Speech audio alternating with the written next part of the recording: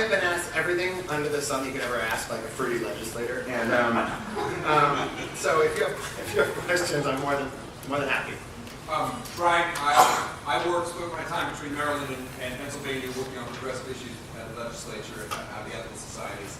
And shouldn't you be in Maryland right now? I was there yesterday on the street with candles, and I got to tell you, I worked with Jamie Raskin, state senator in Maryland, for the last few years, and he's been my hero. I'm just glad to say I'm glad I have another hero in Pennsylvania. So thank you. That's great. You know, my favorite member of Congress used to be Barney Frank. Real cantankerous kind of a prick, right? Like knew finance well, but he was just this kind of angry human being. But Barney Frank said very appropriately in the mid-90s, he said, if you don't have a seat at the table, you're probably on the menu. Right? Think how many of us feel like we've been on the menu. I mean, I happen to be a gay guy, but it's one of like 15 affinity groups that I identify with. It's just one of the many ways that I identify myself as a progressive and as a liberal.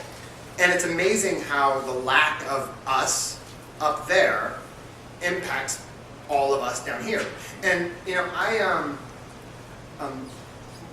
one of the things I've earned this fun reputation for is working with Republicans. My whole family is Republican. I have a twin brother that's a Republican. And I tell people all the time, if I couldn't talk to Republicans, I wouldn't even get to go home for Thanksgiving. I mean, it's true, and I get strangely rewarded for my ability to talk to Republicans.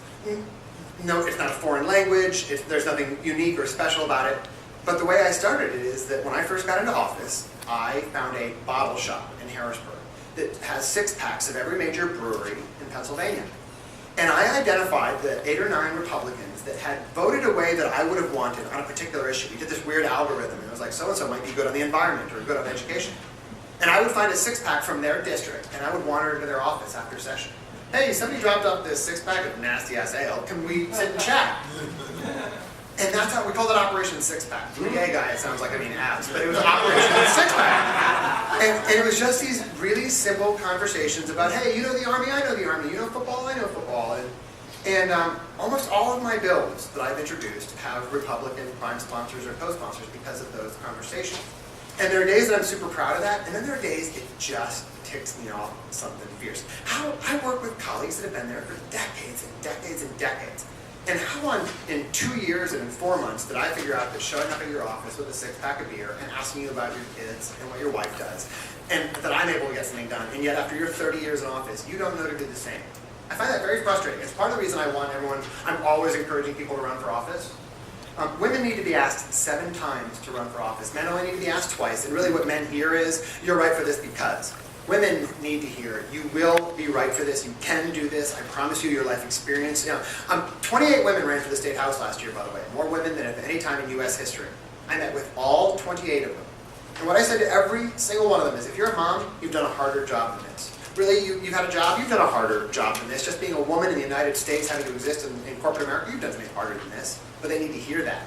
It's amazing, you know, we're a product of our environment. We don't recruit enough women, and we know that we need to in order to get them to run for office. And so, you know, it's not enough to simply say, well, they don't run for office. Last year, I actually invited the African American members of the Republican caucus to join me on the front of the floor, knowing there weren't any.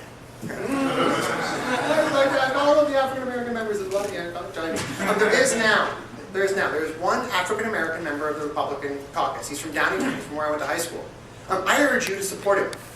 My guess is none of us agree with his politics on almost anything. He's actually a teacher. That's a good thing as well. And one of my friends, a Democrat in that district, called me up and he's like, listen, I got to believe them having an African American that has an understanding of education has to be more important than us having another smarty white guy who wants to be the president. Right? How about that? And he was right. You know, our job is to not to make sure that everybody's Democrat or everybody's liberal. We'll never get anywhere that we want to get if we do that. We have to make sure that the people that we either oppose or the people that oppose us can find within their ideology ways to support us.